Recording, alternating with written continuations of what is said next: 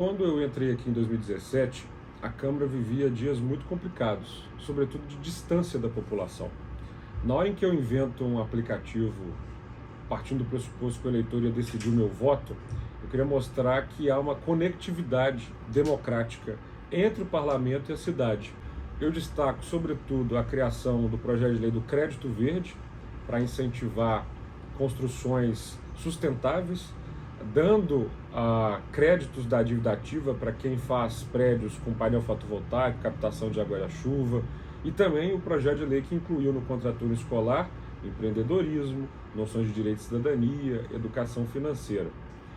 Nunca imaginei que o importante era fazer muitas leis, mas boas leis. Sempre achei importante ter uma postura independente da prefeitura, para poder elogiar o que é bom e criticar o que eu não concordava. E nesse sentido, acho que foi um mandato que inovou de várias formas aqui na Câmara Municipal e abriu caminho para uma legislatura ainda mais inovadora a partir de 2021. Eu não estava prevendo que eu ia me tornar presidente. Foi realmente algo que começou a se concretizar nos últimos 4 meses. Enquanto presidente, arranquei aqui as grades da Câmara Municipal. Mais do que um símbolo, é realmente um gesto de trazer as pessoas para cá. Vamos transformar os corredores numa galeria de arte, utilizando até o acervo da cidade, que está em alguns museus guardado, e a gente vai expor isso tudo. Os jornalistas vão poder entrar no plenário, cobrir a Câmara mais de perto. Nós vamos fazer aqui um acordo, um contrato com a Fundação Dom Cabral, para tornar o orçamento ainda mais próximo.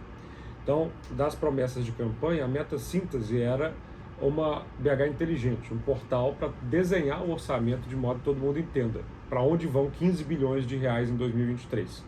Então, hoje eu sinto que as pessoas entendem que elas estão aqui, pagam um recurso para a prefeitura devolve em serviço. O que falta nessa compreensão é entender que a Câmara está no meio desse caminho, definindo para onde vão os recursos e depois fiscalizando a aplicação deles. Essa eu acho a principal função da Câmara Municipal. Então essa ferramenta vai estar no ar esse ano, uma parceria com a Fundação Dom Cabral. Nossa meta é até criar um produto que possa ser utilizado por outros municípios brasileiros, inclusive com adaptações legislativas em Belo Horizonte que permitam mais transparência nas contas. Aí vamos aos outros 5 eixos. Regionalização é a ideia de ter um co-vereador por região. Então, há uma eleição no mandato regional que escolhe representantes meus em cada uma das 9 regionais. Eles são, portanto, esses braços avançados no Barreiro, em Venda Nova, e isso está funcionando muito bem. Segundo, a questão da mobilidade. Eu acho que é o ponto que mais avançou. Realmente a gente criou um grupo de trabalho com prefeitura e Câmara. Já há projetos tramitando para mudar o sistema de bilhetagem da cidade para eletrônico, a criação de faixas exclusivas beneficiando o ônibus e a mudança do custeio para quilometragem, incentivando mais ônibus na rua e acabando com as cenas de ônibus cheio e atrasado no horário de pico. Então a mobilidade é uma coisa que avançou muito. Eu conduzi uma CPI que eu acho que foi muito importante para a cidade, para desnudar mesmo e revelar todo o esquema de corrupção e cartel que existe no processo de ônibus. Então essas duas. Aí nós vamos para as outras 3. Educação pós-pandemia, é um trabalho que começa pesado agora, uma vez que a pandemia, enfim, na minha percepção, ficou para trás, e nós temos um gap a ser preenchido, que é recuperar o tempo perdido das crianças, mas também modernizar o ensino que pós-pandemia no mundo inteiro passou a avançar. O modelo precisa ser sempre inovado. Então, esse vai ser uma dedicação fundamental e, sobretudo, pensando no ensino para a profissão, no ensino para o trabalho, entendendo que Belo Horizonte precisa criar uma força produtiva conectada às competitividades globais. Nós vamos ter um pacote aqui de hipercentro com 3 focos. Primeiro, retrofit. Prédios que são ou vazios ou que são de comércio, mas podem ser residência, facilitar completamente o retrofit. Porque São Paulo, Rio, Nova York, qualquer outra cidade pode ter um retrofit que coloca o banheiro como algo que não tem janela. O que Belo Horizonte tem que ter? Faz sentido. Isso dificulta o retrofit. Segundo, por que é que um lote que está na Afonso Pena, na hora que o prédio vai ser construído, ele não faz ali na margem do lote, junto com a calçada, como todos os outros? Tem que ter o recuo. Isso diminui o potencial e o valor daquele lote, e você tem estacionamento na Afonso Pena, você tem vários lotes vazios no hipercentro da cidade, enquanto a Nova Lima está se espichando. Barro Preto está ali com galpões, então esse uso do lote como um todo também vai ser fundamental. E projetos especiais, ou seja, você vai construir ao lado da Praça Rio Branco e há um compromisso de você fazer uma requalificação do espaço, você ganha opções e características especiais de construção que outros lugares você não tem, para que você cuide daquela área degradada. Eu acho que esses três fatores podem ajudar muito o Hipercentro a mudar de cara. Por fim, desenvolvimento social voltado para a habitação é estimular a construção civil profundamente. Então, vai haver um pacote grande de incentivo à construção civil, ao desenvolvimento nessa área, com foco em habitação.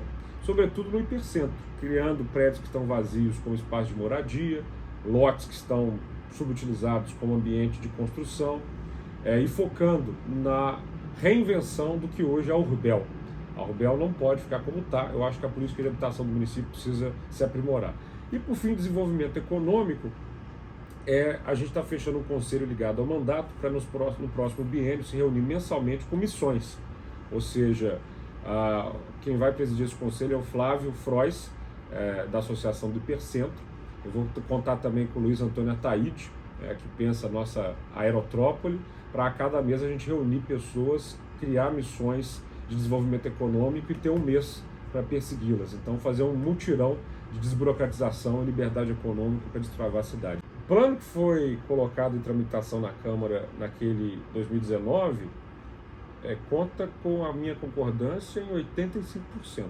Ele tem características excelentes, sobretudo sustentabilidade, para mobilidade, acho muito bom.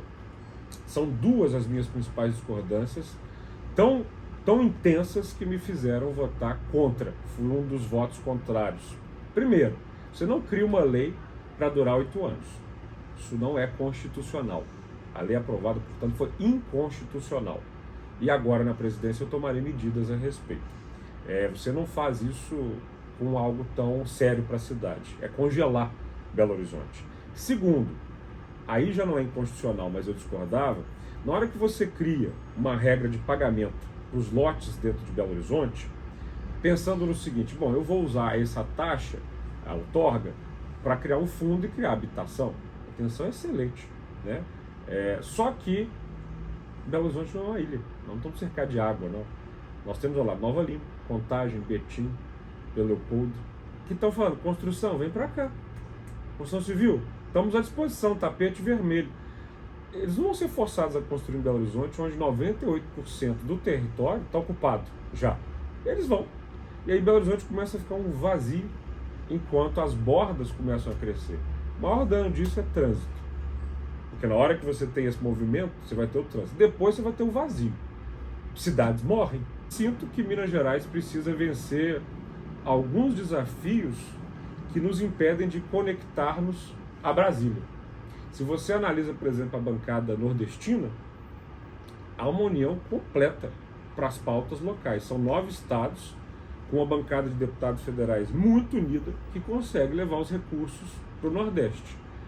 Eu acho que falta isso a Minas e sinto que Minas, Espírito Santo, Rio de Janeiro e São Paulo, cujas bancadas são muito vultosas na Câmara, deveriam se unir para que nós tivéssemos a bancada sudestina.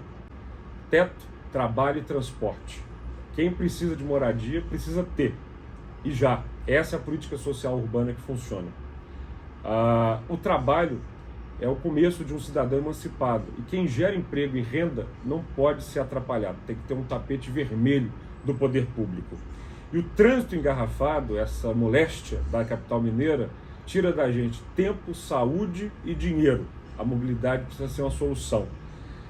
Com essas 3 questões, a gente tem o Belo Horizonte muito preparada para um futuro. Não que compete com as cidades brasileiras, mas que mira uma competitividade global, formação cidadã e democracia, sobretudo.